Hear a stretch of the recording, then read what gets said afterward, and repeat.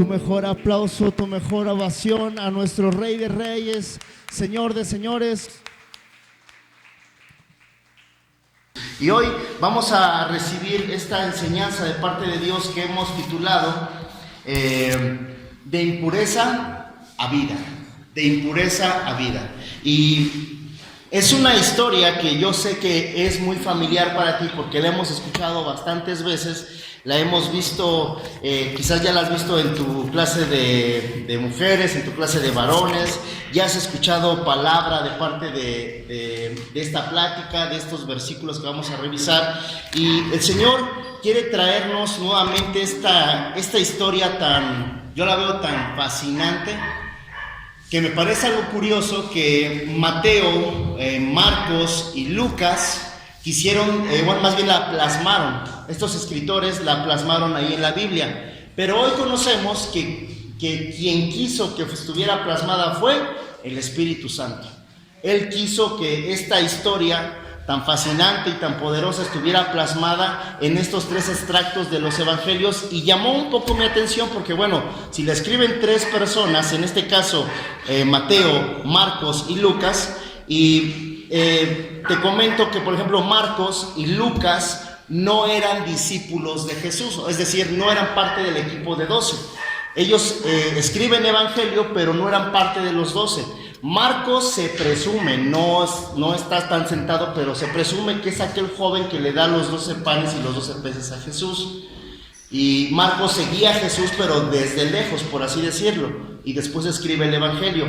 Y Lucas no conoció absolutamente, conoció a Jesús obviamente, siguió a Cristo después, pero no lo conoce de manera personal. Y me encanta porque vamos a centrarnos en esta parte de Lucas, vamos a revisar esta parte de Lucas en el capítulo 8. Acompáñame en Lucas capítulo 8, versículos 40 al 56, vamos a estar revisando esta historia. ¿Y por qué Lucas? Bueno, por una cosa que él menciona aquí en los evangelios. Si tú ves esta historia en Marcos y en Mateo, es muy parecida, pero me gusta cómo la narra Lucas. Y también vamos a ver un pequeño versículo de Marcos, y vamos a revisar también el libro de Levítico, un extracto del libro de Levítico, porque es importante entender el por qué esta situación se da en este tiempo, por qué esta situación se da de esta manera, y yo sé que el Señor va a traer revelación de su palabra a nuestros corazones en esta mañana. Así es que yo quiero empezar a leer el versículo, los primeros versículos, y después de eso vamos a orar y vamos a pedirle a Dios que sea quien nos dirija. ¿Sale?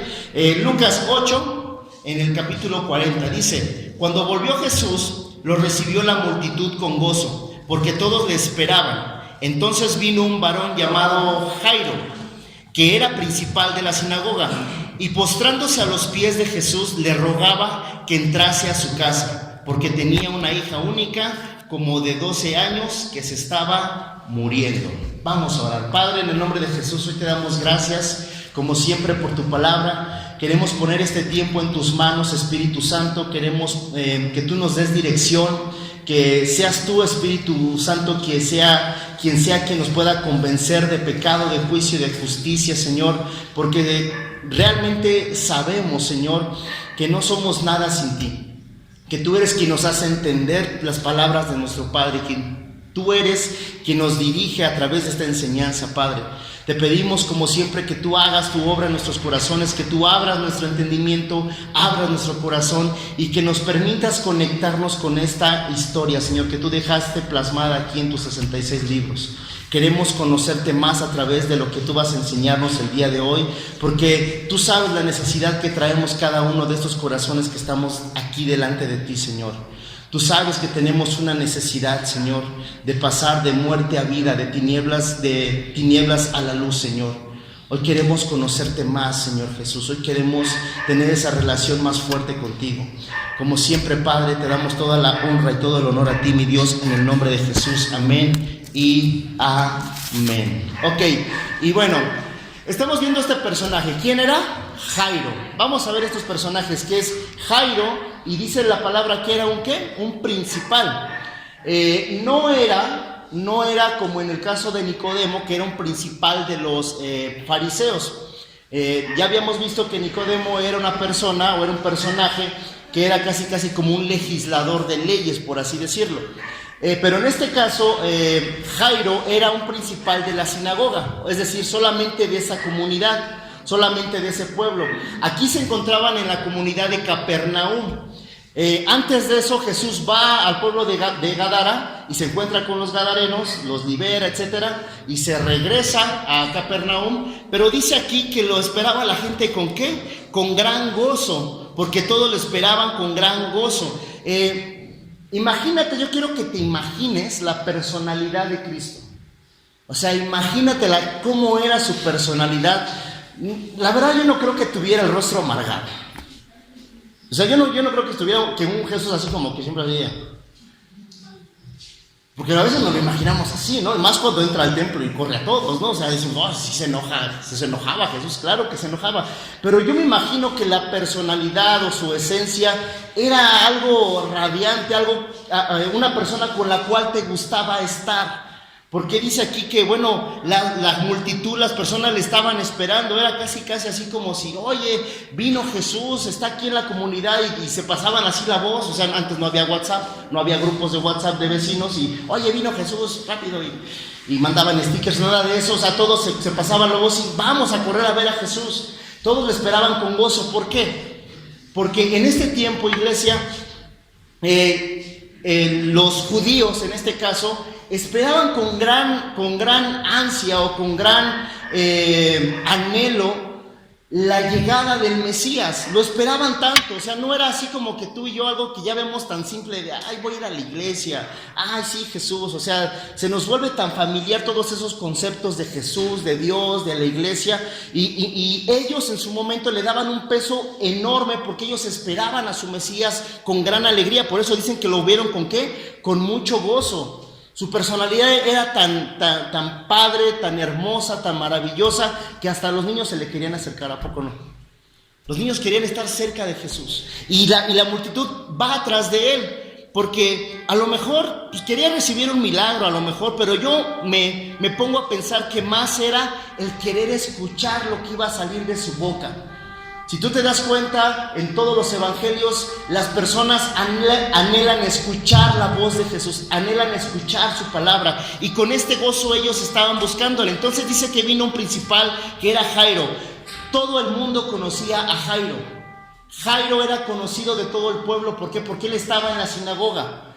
¿Qué era un principal de la sinagoga? Era esta persona que administraba las cosas de la sinagoga, administraba todas las cosas, se encargaba quizás de lo que llegaba de ofrenda, se encargaba de guardar los escritos, se encargaba o sea, él vivía ahí prácticamente, esa era su chamba. Esto nos quiere decir algo, que Jairo era una persona de importancia dentro de esa comunidad de Capernaum.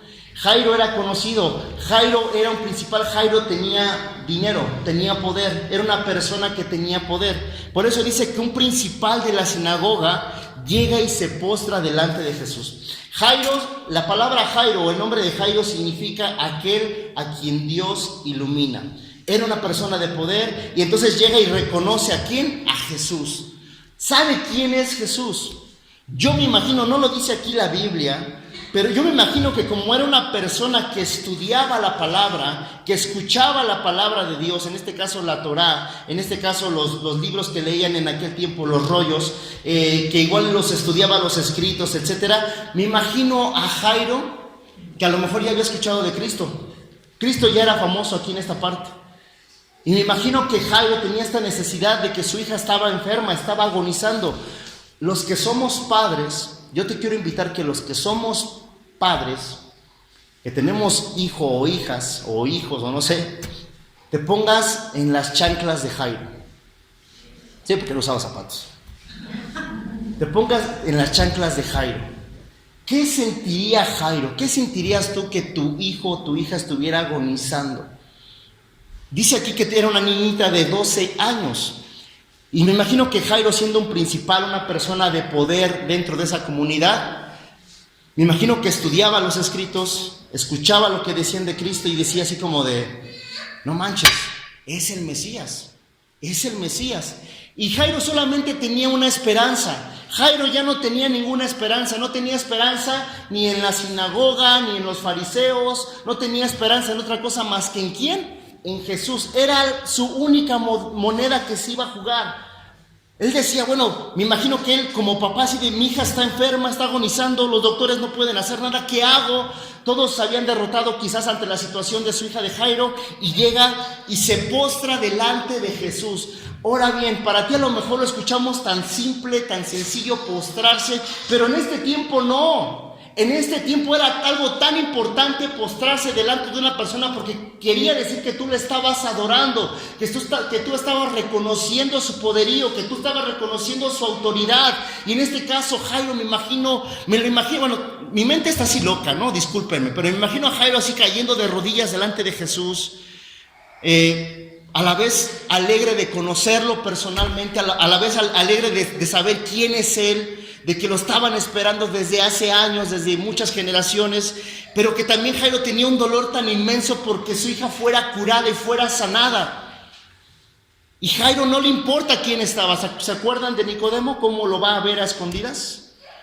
Jairo no le importa. A Jairo no le interesa quién lo ve. A Jairo no le importa si lo ven los fariseos. A Jairo no le interesa quién lo está viendo. Él llega y se postra y le dice, Señor Jesús, dice, le rogaba que entrase a su casa, o sea, que entrase a su casa porque tenía una hija única como de 12 años. Y continúa diciendo, y mientras iba la multitud, le oprimía. O sea, Jesús está aceptando esto. Tenía una terrible angustia, una terrible aflicción, su hija tenía 12 años. Y vamos a ver ahora esta historia que comienza aquí. Dice, y mientras iba la multitud, lo oprimía. Pero una mujer que padecía flujo de sangre desde hacía 12 años y que había gastado en médicos todo cuanto tenía y por ninguno había podido ser curada, se le acercó por detrás y le tocó el borde de su manto y al instante se detuvo el flujo de sangre. Ok, así de, bueno, ya estamos viendo otra historia. Si te das cuenta, ya el texto ya pasó a otra historia. Estábamos viendo a Jairo preocupado, afligido por su hija, reconociendo el poderío de Jesús, sabiendo quién es Él, sabiendo la multitud quién era Cristo. Pero ya vemos que en lo que van, me imagino que salen de ese lugar, toda la gente se junta porque quería así como que tocar a Jesús, hablar con Él, no lo sé. Y van caminando hacia la casa de Jairo y se encuentran con una mujer. Bueno, no se encontraron, la mujer lo ve desde lejos, ¿no? Lo está observando. Y dice aquí el texto que tenía ¿cuántos años sangrando? 12 años. ¿Cuántos años tenía la hija de Jairo? 12. ¿Qué relación tiene la hija de Jairo con la mujer? ¿Qué relación tiene Jairo con toda esta historia? Tiene mucho que ver. No por nada está escrita en 3 evangelios. Yo estaba observando este pasaje y decía, Dios quiere traer un mensaje a nuestra iglesia. Y obviamente todo el mensaje, ¿qué tiene que ver? Salvación. Y en este caso, esta mujer tenía 12 años con este flujo de sangre que no le paraba, era constante. No le paraba para nada este flujo. ¿Te imaginas la desesperación? Dice el texto que ya había gastado, ¿qué? En médicos. La medicina ya se había derrotado también ante la situación de esta mujer. Me hace pensar que cuando Jairo estaba recibiendo a su pequeñita bebé, esta mujer empezaba a enfermar. Yo no sé tú, ¿cuánto has estado batallando con esta situación en tu vida? Tú sabes cuál es. Yo no sé tú cuánto tiempo has estado batallando fuertemente con una aflicción, con una preocupación, con una angustia. Yo no sé cuántos años has estado batallando con una enfermedad quizás o con un problema de ansiedad. No sé de qué estemos hablando. Tú sabes cuál es tu flujo. Tú sabes cuál es tu enfermedad que te tiene agonizando. A lo mejor ya has gastado en médicos, has gastado en varios recursos. Y a veces los seres humanos somos tan distraíbles, por así decirlo, que cuando tenemos aflicción, tristeza, buscamos rápidamente en internet videos que nos hagan sentir mejor, ¿no? Buscamos el consejo de un amigo, buscamos el consejo de una amiga, buscamos otras alternativas rápidamente porque no nos gusta sentir el dolor, no nos gusta sentir la aflicción. Esta mujer tenía 12 años en este estado. Y a lo mejor dices, lo leemos tan rápido y tan simple que decimos, ay, sí, 12 años, qué bonita historia. Pero no, hoy el Señor nos quiere decir que esa situación difícil que has pasado y que has venido atravesando en tu vida, el Señor lo está usando para su gloria y para su honra. Que hoy esta situación que el Señor, que estamos enfrentando, quizás el Señor la va a usar para su gloria, para que lo honremos a Él, para que lo reconozcamos a Él a través de esta aflicción. Y esta mujer se acerca con esta intención de tocarle. En otros textos dice que ella pensó: me voy a acercar y voy a tocar su manto. Tan solo con tocar su manto yo voy a quedar sana. Tenía 12 años con este problema. Ahora bien, yo quiero decirte algo. Jesús había planificado estos encuentros para su gloria. Jesús había planificado estas situaciones para su honra. Dejemos de preguntarle y de quejarnos delante del Señor el por qué nos están pasando algunas cosas. Somos a veces tan soberbios y tan orgullosos y tan arrogantes en nuestro interno que cuando vivimos una situación difícil no la queremos aceptar. No queremos aceptar lo que ocurre. Decimos: no, es que esto no puede ser así, debe de ser de esta manera, y buscamos cualquier medio, cualquier alternativa para transformarla. Y no, el Señor había planificado esto y había determinado este tiempo, tanto en los años de esta jovencita, de esta niña de 12 años, tanto en la vida de esta mujer que estaba con este flujo constante. Ahora bien, en ambas situaciones vamos a observar que Jesús hizo algo. ¿Qué hizo Jesús? Les dedicó tiempo, atención y cuidado. Tiempo, atención y cuidado. Somos nosotros hoy creyentes en Cristo y a veces decimos que tratamos de crecer a imagen de nuestro Señor y somos los que dedicamos tiempo, atención y cuidado a los que están cerca de nosotros. Yo luego me doy cuenta cómo me distraigo tan fácil. Yo luego me doy cuenta que mi hija está jugando, está haciendo cosas, pudiendo disfrutar de ese momento, y yo estoy bien clavado en el celular, atendiendo un mensaje, atendiendo una llamada. Dice: hey, el Señor Jesús te ha dedicado a ti tiempo, atención y cuidado. ¿Por qué a veces no damos lo mismo? El Señor Jesús es lo que hizo con estas dos situaciones, con Jairo, que era una persona poderosa, una persona que era conocida, era reconocida, una persona que tenía cierta autoridad, y con esta mujer que la Biblia no menciona su nombre. Y cuando no mencionan el nombre aquí, quiere decir que era una persona, por así decirlo, una persona que en unos términos coloquiales, una persona que para esa cultura no representaba nada, ni nadie. Esta mujer, por eso es que no le ponen este nombre, no es conocida. Y esta mujer quiere acercarse al Señor. ¿Qué nos quiere decir en estos extractos iniciales? Que el Señor, tenemos a un Jesús para todos. Tenemos a un Jesús para todos, para ricos, para pobres, para clase media, para gorditos, para chaparritos, para morenitos, para güeritos, para todos. Tenemos a un Jesús para todos. Todos estamos aceptados en el reino. A mí me gusta cuando en una ocasión les decía a los muchachos: no nos interesa qué es lo que tú tienes. No nos interesa qué traes. No, es que yo me drogué, es que yo me alcoholicé, es que yo hice esto, yo hice el otro. El Señor no te está diciendo qué hiciste. El Señor te está diciendo que vengas y que te quedes. Es lo que el Señor te está diciendo, porque todos encajamos, todos somos candidatos para su gloria, y a veces por culpas, a veces por temores, a veces por varias cosas que cargamos en nuestro corazón, no nos acercamos al Señor. Inclusive a lo mejor si vemos a un creyente que hace una atrocidad: ¿ya viste ese que va a la iglesia? ¿Ya viste aquel que va, dice que todos los domingos ahí? ¡Qué hipócrita! ¿No? Pero todos encajamos en esto. Jairo, Jesús, había un Jesús para Jairo. Había un Jesús para esta mujer que era desconocida ante todos los demás. ¿Y qué representaba? Vamos a ver qué representaba ser una mujer con flujo. ¿Qué es lo que representaba?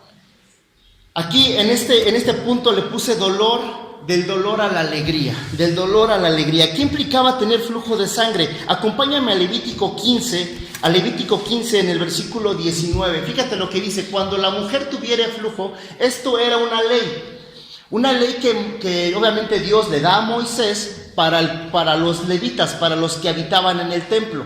Estas leyes se debían de seguir. Eran las leyes, o parte de las leyes, que los fariseos tanto peleaban y tanto resguardaban, tanto vigilaban. ¿Qué representaba en este caso? Cuando la mujer tuviere flujo de sangre y ese flujo fuere en su cuerpo, 7 días estará apartada y cualquiera que la tocare será inmundo hasta la noche.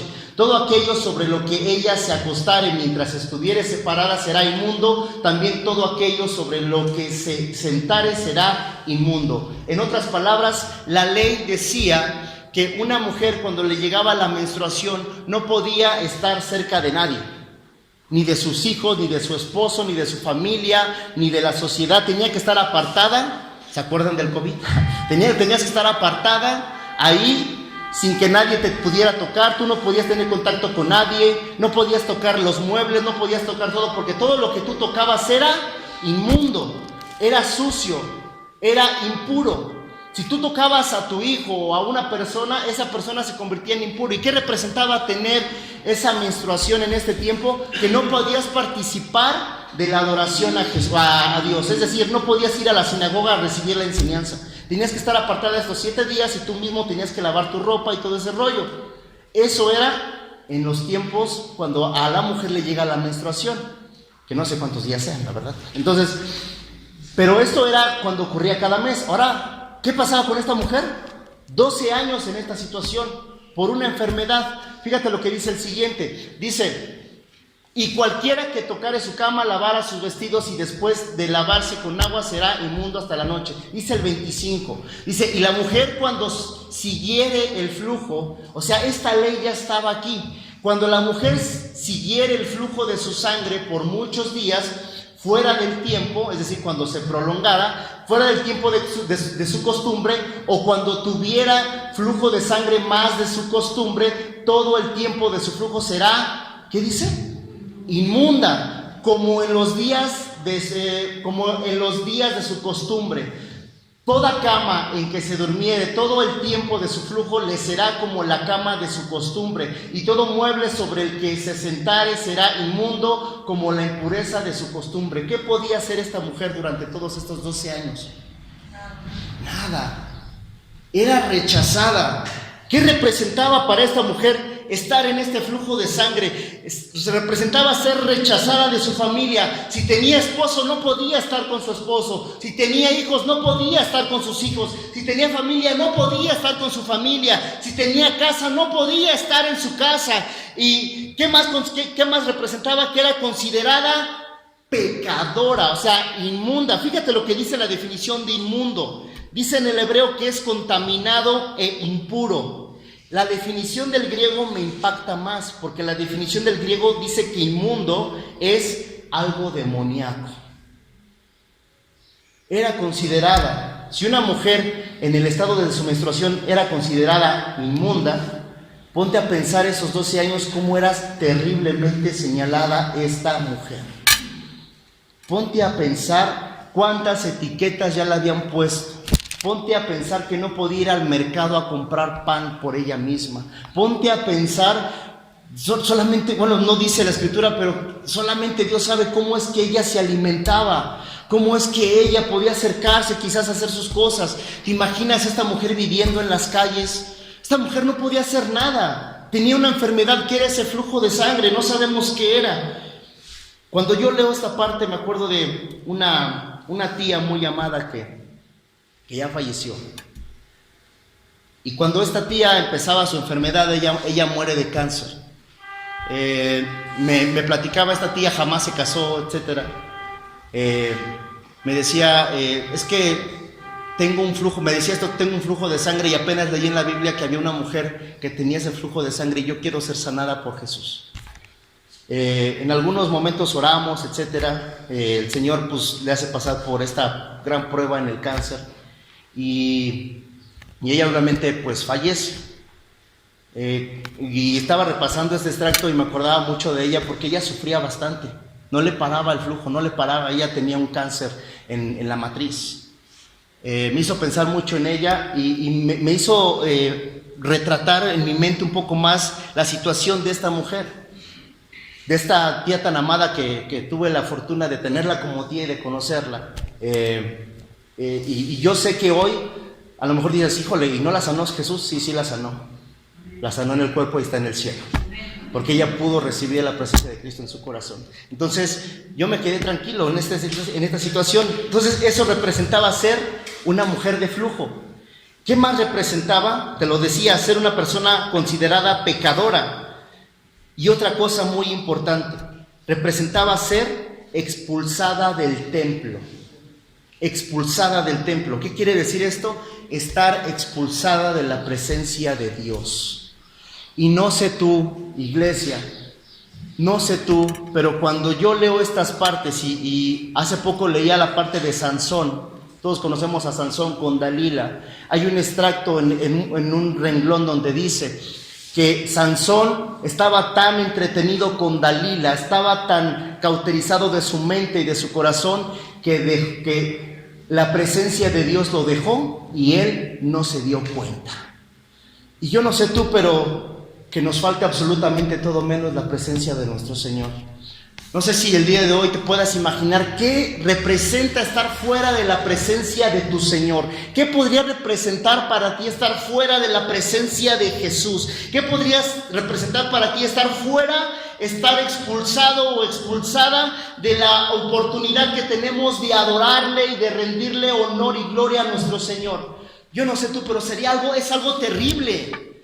Y obviamente tú y yo conocemos que no era así, porque el Señor tenía un plan con esta mujer. Todos conocemos esta parte. Tenía un plan con ella, tenía un plan con la hija de Jairo, pero para ella era desconocido. Ahora bien, fíjate lo que dice el texto, fíjate lo que continúa diciendo el Evangelio. Dice, y mientras iba la multitud le oprimía, pero una mujer que padecía flujo de sangre desde hacía 12 años y que había gastado en médicos todo cuanto tenía, por ninguno había podido ser curada. Se le acercó por detrás y tocó el borde de su manto y al instante se detuvo el flujo. Entonces Jesús dijo, ¿quién es el que me ha tocado? Y todos podemos decir, no manches, Señor, o sea, a ver, viene la multitud, o sea, no se puede saber, no podemos conocer quién te ha tocado, vienes en medio de toda la gente. Pero esta mujer se le acercó con gran fe, decía, si yo toco el borde de su manto voy a quedar limpia, voy a quedar salva, voy a ser salva. En Marcos lo narra, voy a ser salva, si yo toco el manto voy a ser salva. No dice voy a ser curada. En este tiempo, iglesia, tener este flujo de sangre o esta condición, hablamos del flujo de sangre o hablemos de lepra, era más que una enfermedad física. Era más que una simple gripita, un malestar físico. Era más que una enfermedad. Era una situación espiritual. Y ella quería ser salva en su espíritu. Ella quería ser reconocida por el Señor. Ella quería acercarse y tenía esa fe de poderse acercar hacia Jesús y tocar el borde de su manto. Ahora bien, la fe es vital. La fe es muy vital para nuestra salvación. La fe es vital para nuestra salvación. Yo ahorita te platicaba de mi tía y bueno, ella quería ser a lo mejor sanada en su físico, pero a lo mejor ella no conocía que ella iba a ser salva en su espíritu. Y es lo que tenemos que centrarnos el día de hoy, en ser salvos, no en nuestra parte física, en nuestro interno, en nuestro corazón, en nuestro espíritu. Porque el cuerpo tarde o temprano se va a desmembrar, se va a podrir, eso es la palabra, se va a podrir. O te queman o te vas a podrir, esa es la palabra. No hay otra opción. Y nosotros tenemos que ser esas personas que estamos llevando salvación a las vidas. Es decir, estamos llevando a Jesús. La plática pasada decía el pastor algo muy importante. Hay personas en nuestro núcleo familiar que están viviendo sin Cristo. Hay personas en nuestra casa que no están conociendo de nuestro Señor Jesús porque no les estamos platicando. Es que me van a rechazar. Tú platícale. Tu misión es platicarle. Jeremías, todos conocemos al profeta Jeremías. Jeremías fue enviado para predicarle al pueblo. ¿Y ustedes cuántos creen que se salvaron a través de la palabra que predicó Jeremías? Ninguno. Ninguno se salvó, ninguno hizo caso. ¿Por qué? Solamente el Señor sabe. Pero la tarea de Jeremías era decirles, anunciarles el evangelio, anunciarles la buena noticia, anunciarles que el Señor les quería mandar corrección y el pueblo no quiso atenderlo. Y así mismo nosotros debemos de ser esas personas que lleven salvación, que lleven Jesús a las personas. Esta mujer tenía esta gran fe. Dice aquí el extracto. Dice aquí el extracto, dice, ¿quién me ha tocado? Dice el Señor, y negando todos dijo Pedro y los que estaban con él, maestro. Y claro, maestro, la multitud te aprieta y te oprime y dices, ¿quién es el que me ha tocado? O sea, dices así como que ese Pedro era un fuera de serie, ¿a poco no? Era muy impulsivo, muy terco, así de, me lo imagino así, de decir, ay, no manches. O sea, a ver, ve cuánta gente hay, Señor. O sea, me lo imagino así rezongándole al Señor Jesús. O sea, ve cuánta gente. Y todavía haces tu preguntita de, ay, ¿quién me ha tocado? Por favor, Señor, no manches, ¿no? Y Jesús dice, bueno, se centra Jesús y dice, ¿quién es el que me ha tocado? Y dice, alguien me ha tocado porque yo he conocido que ha salido poder de mí. Esta mujer quería permanecer en lo secreto, en lo oculto, así de no, que no se den cuenta. Si te das cuenta, versículos antes dice, casi como que se arrastró entre la multitud, así buscando un espacio y toca el borde del manto. Ahora, en el borde del manto, todos los judíos en ese tiempo, en el borde de su manto se colgaban unos flecos en la parte frontal y en la parte trasera del manto. ¿Qué eran estos flecos? Estos flecos se hacían llamar talit o no sé, está muy complejo pronunciarlo, tzitzit, algo así. Son flecos que representaban los mandamientos y la ley que ellos habían recibido en el Éxodo.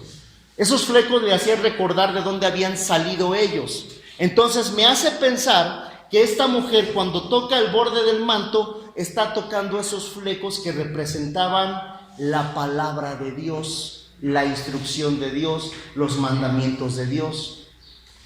¿Cómo vamos a ser salvados tú y yo?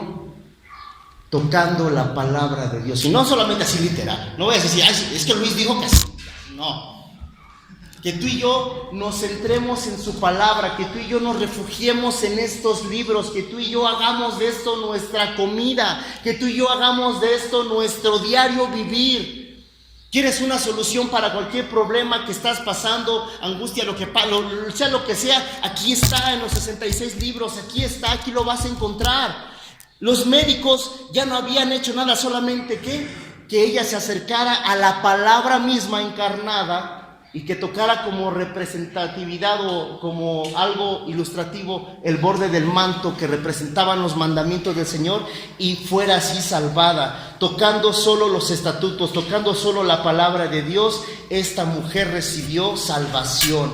Nuestra fe en Jesús nos permite volver a adorar. Fíjate lo que dice aquí. Continúa diciendo, dice, temblando y postrándose esta mujer a sus pies, le declaró delante de todo el pueblo por qué causa le había tocado, y como al instante había sido sanada. Y le dijo, hija, tu fe te ha salvado, ve en paz. En este momento, cuando esta mujer toca este borde de su manto, ahora ojo, no era el manto lo que tenía el poder.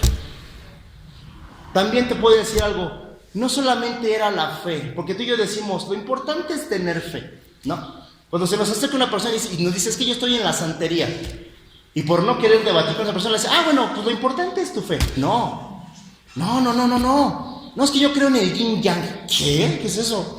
¿Qué es el yin yang? Es que yo creo en quién sabe qué. No es importante solamente mi fe en algo, no solamente basta mi fe en este vaso. Lo importante, lo esencial era la fe de esta mujer en quién lo estaba depositando. ¿En quién estás depositando tu fe? ¿En quién estás depositando tu salvación? A veces le damos nuestra salvación a las personas y creamos ídolos. A veces le damos la salvación a quién sabe qué rollo. Incluso hay personas que todavía están leyendo su horóscopo cada día. Libra. Yo soy Libra. Hoy es un buen día para pasear. Va a ser un día agradable para ti y tu familia. Y dice, no, sí, aquí dice, ¿no? Bueno, si eres un Libra que vive por Chapultepec y Polanco y cosas así, bueno, sal a caminar. Si eres un Libra que vive en San Lorenzo y en Tepito, yo que tú no salía a pasear. O sea, hay personas que todavía le ponemos nuestra atención a esas cosas, a cosas que el Señor nos ha dicho, hey, pon tu fe en mí. Por eso dice el Señor, poder ha salido de mí. Yo he sabido que poder ha salido de mí, porque yo soy la palabra. Y esta mujer se quería refugiar en la palabra.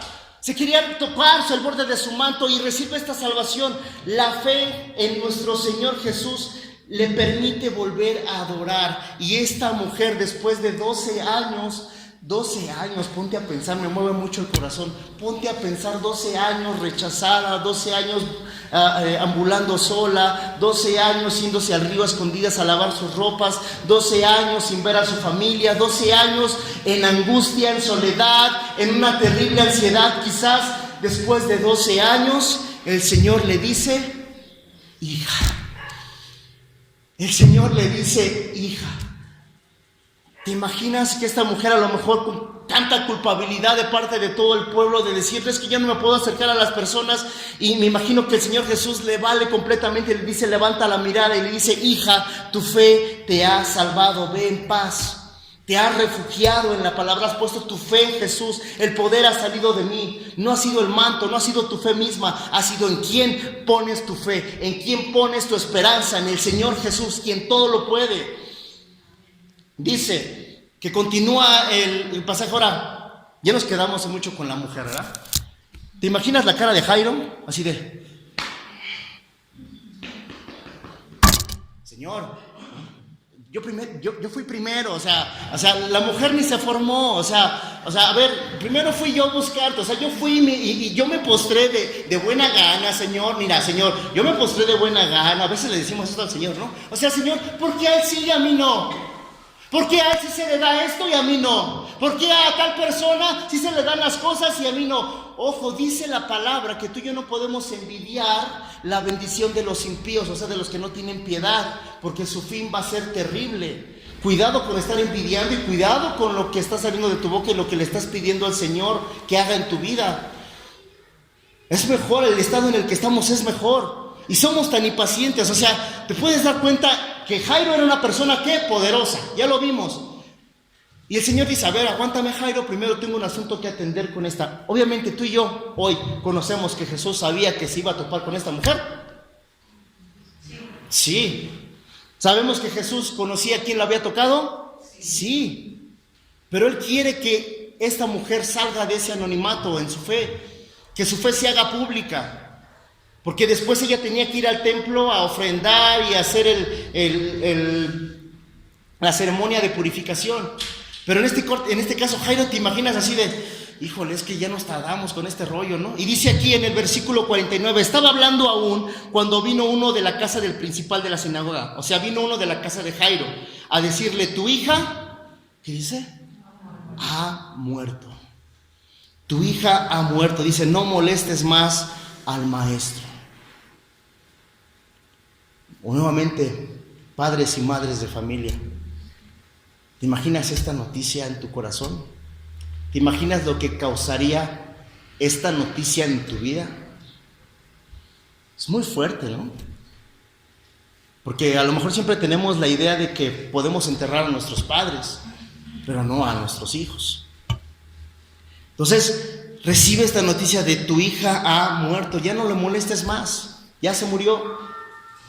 Y te puedes imaginar, a lo mejor si yo fuera Jairo, yo le hubiera dicho, ya Señor, ya viste, ya se murió, ya para qué vas a ir, ya para que yo Luis, yo me confieso delante de ustedes, yo luego empezaría mi queja delante del Señor. Ya ves, Señor, no se hizo las cosas como yo lo quería. Y lo que te decía, somos tan arrogantes con el Señor, somos tan soberbios y tan orgullosos que creemos que el Señor debe atendernos cuando nosotros le decimos y cuando nosotros lo ordenamos.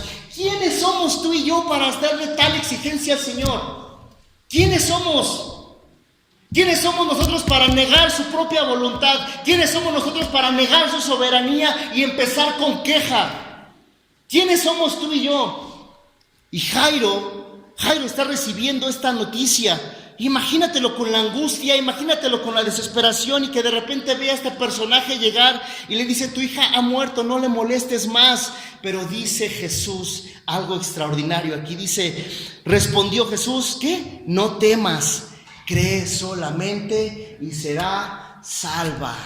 Cree solamente y será salva. Recibe una noticia dolorosa en medio de la espera de Jesús. recibe una noticia dolorosa en medio de la espera de Jesús. Te lo decía al principio, no sé qué situación estés cruzando y estés atravesando, no sé qué problema. Y también quiero hacer aquí un paréntesis. No llames prueba y no llames prueba a las cosas que tú no has querido resolver en tu vida. No llames prueba a las cosas que han estado ocurriendo en tu vida por irresponsabilidad. No lo llames.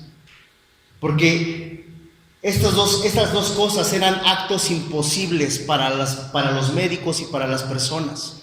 Pero el Señor quiere hacer algo en la vida también de esta niñita y en la vida de Jairo en su corazón. Recibe esta noticia en medio de su espera. Tú has recibido una noticia mala o terrible cuando le pides algo al Señor que haga en tu vida. Y cuando de repente aparentemente esta situación ya no tiene solución, recibes una mala noticia en la espera del Señor. ¿Cuál es tu actitud? ¿Cómo reaccionamos ante una crisis? ¿Cómo estamos reaccionando ante una crisis? La palabra crisis quiere decir crecimiento, y por lo regular nosotros negamos ese crecimiento, negamos la oportunidad de crecer. ¿Cómo reaccionas tú ante algo que le pides al Señor y el Señor parece que no te escucha o parece que se ha apartado de ti, pero el Señor está aquí caminando contigo? El Señor está aquí y te dice: hey, no temas, cree solamente y serás salva. Ya estaba muerta. Entonces cuando le dice no temas, quizás has pensado que Él está distante, quizás has pensado que Él no te está atendiendo, quizás has pensado que Él se ha olvidado de ti, quizás tú estás creyendo que Él ya no te escucha, quizás estás con una culpabilidad en tu corazón de decir: porque a lo mejor hice esto, a lo mejor el Señor no quiere cumplir esto en mi vida, no va a hacer esto en mi corazón. Inclusive has renunciado a algunas cosas que tú anhelabas y que tú querías, porque tú has pensado que ya han muerto, que ya has renunciado a esa onda por la cual tú estabas luchando, por esa situación. Pero el Señor te dice: hey, no temas, cree solamente y será salva. Ambas situaciones eran para su gloria. Él va a obrar en sus tiempos y Él va a obrar en sus formas, no en las nuestras. Él va a obrar en sus tiempos y en sus formas, no en las nuestras. Me hace pensar, ayer compartíamos con la alabanza, compartíamos algo y me hacía pensar esto. A lo mejor es una herejía lo que voy a decir, pero me pongo a pensar que si el Señor, mi Señor, si su justicia fuera igual a la mía, yo no tuviera que estar aquí el día de hoy con ustedes. Si su justicia fuera igual a la mía o como yo quiero que Él haga las cosas, yo no tendría que estar aquí el día de hoy con ustedes. Yo estaría o muerto o en otro lugar. Pero su gracia es mayor. Pero su gracia es mayor para ti y para mí. Ambas situaciones, cualquier situación que estás pasando en tu vida es para la gloria. Él hace un milagro. ¿Cuándo hace un milagro el Señor? Cuando el milagro es para su propósito y para su honra, no para la nuestra. Sí, a lo mejor obtenemos un beneficio, pero no quiere decir que el Señor esté obligado a cumplir un milagro en nuestras vidas. El mayor milagro ya lo tenemos, y yo estoy parado el día de hoy frente a muchos milagros, vidas que estábamos perdidas, matrimonios que quizás estaban ya por terminar, cosas, proyectos, propósitos que estaban ya por concluir. El día de hoy yo estoy viendo bastantes milagros aquí. El mejor milagro ya lo dio. ¿Cuál es? El mismo, el Señor Jesús. Ese es nuestro milagro. Y dice aquí en el versículo 54, no es cierto, sí es cierto, dice, bueno, vamos a seguir leyendo. Dice: entrando en la casa, no dejó entrar a nadie consigo, sino a Pedro, a Jacobo y a Juan y al padre de la madre de la niña. Y lloraban todos y hacían lamentación por ella. Pero él dijo, ojo aquí, cuando él entra a la casa de Jairo, había personas que se contrataban ciertos músicos y se contrataban personas que lloraban en los velorios. O sea, había eso. O sea, en este tipo existían personas que se rentaban o que se les pagaba por ir a llorar ahí al difunto, ahí a un velorio, y llegaban ahí con sus flautas, empezaban a tocar música de luto. Pero Jesús llega y ve todo ese alboroto y dice: a ver, váyanse de aquí. Dice: a ver, no lloren, no está muerta, sino que duerme. Y dice aquí que ¿qué? que se burlaron de él. Se burlaron del Señor Jesús. Se burlaban de él sabiendo que estaba muerta, mas él tomándola de la mano. En Levítico decía que una persona que tocaba un muerto era impuro y era inmundo. Y Jesús llega, toma de la mano a esta pequeñita y le dice, tomándola de la mano, clamó diciendo, muchacha, levántate. En Marcos dice que dijo, Talita cum. Talita cum significa niña, pero la palabra talita habla de una palabra de mucho cariño, así como decir cariño, bebé o pequeñita o princesita o hermosa. Talita cumi, levántate. Él no podía tocar a un muerto, porque se volvía inmundo ante su cultura, pero le vale. A nuestro Señor no le interesa. Él toca a la niña y dice, muchacha, levántate. Entonces su espíritu volvió inmediatamente y se levantó, y él mandó que se le diese de comer.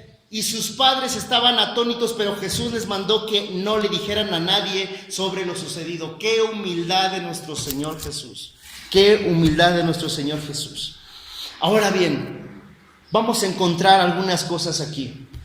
El retrato que estamos observando en esta mujer y en la hija de Jairo o en Jairo es un retrato de nuestra salvación. Es un retrato. Cualquier cosa y cualquier milagro que tú encuentres en la Biblia va a ser un retrato de la salvación de nuestro Señor Jesús. ¿Qué es lo que estaba ocurriendo? Él se metió en nuestra impureza. Él se volvió impuro. Él se metió en nuestra impureza para limpiarnos y para darnos vida. No había otra manera de hacerlo.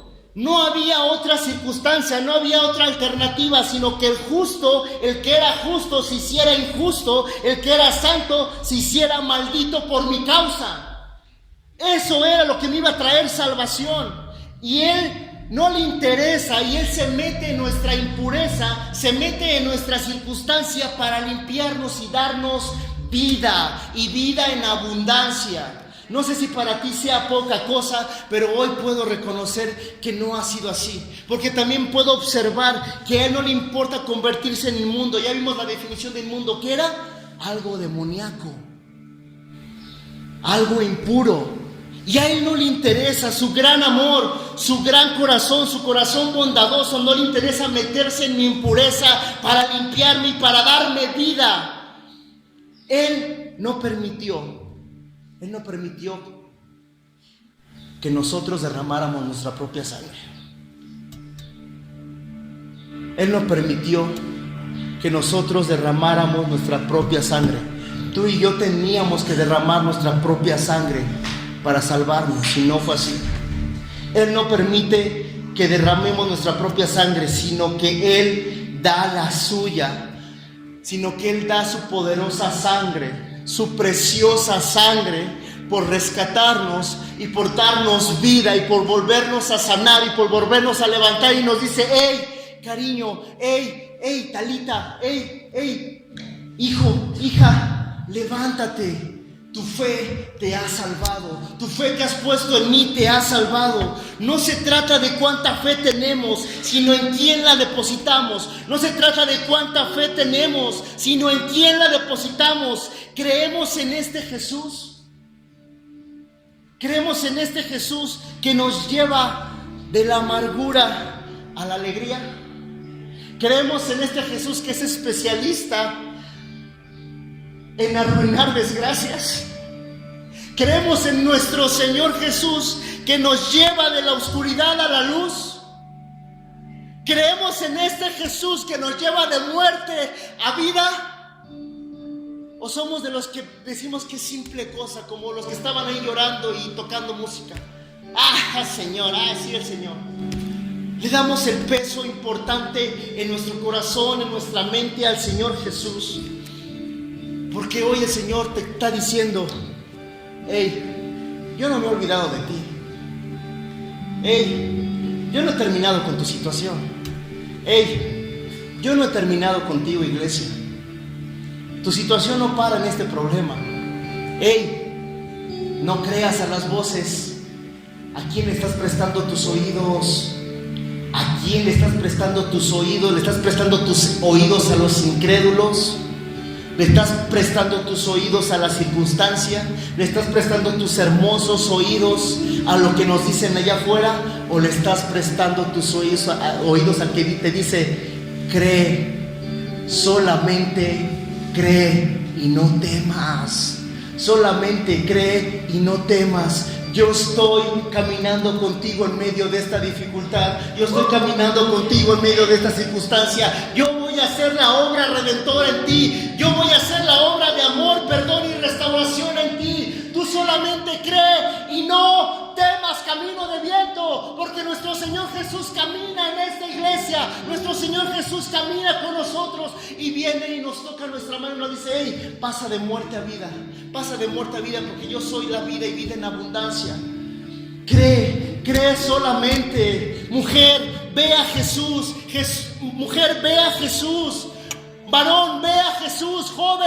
Jovencita, ve a Jesús y cree, porque al que cree, todas las cosas le son posibles. Todas las cosas son posibles cuando tú crees en el Hijo de nuestro Señor, en nuestro Señor Jesús, en el quien revive lo muerto, quien lo impuro lo pasa limpio, quien los que no teníamos esperanza nos da esperanzas nuevas y fuerzas nuevas para poder caminar, porque no son las nuestras, sino son las suyas. Es más el que está en nosotros que el que está en el mundo. Es más el que está en ti que el que está en el mundo, porque en Cristo somos más que vencedores, porque nada nos va a apartar del gran amor de nuestro Señor Jesús. Nada nos va a apartar de ese amor tan incondicional y tan bondadoso. Yo no sé si tú le puedas dar un aplauso fuerte a Cristo por ese amor, porque realmente el Señor Jesús es quien mantiene nuestra vida. Hace rato y ahorita vamos a volver a cantar, creo en ti. Creo en ti y en lo que harás en mí. Puede ser esa mujer que lleva quizás cierto tiempo padeciendo. Puede ser ese varón que le pide al Señor por sus hijos. Puede ser esa persona que a lo mejor viene hoy sin esperanza, sin sentir, con la mente y el corazón cauterizado. Puede ser esa persona que le diga, voy a tocar solamente tu palabra, Señor. Quiero refugiarme en tu palabra y quiero ser salvo nuevamente. Así es que, ¿por qué no te pones de pie? ¿Por qué no me acompañas a ponerte de pie? ¿Y por qué no cerramos esta plática orando y dándole gracias a Dios por su palabra?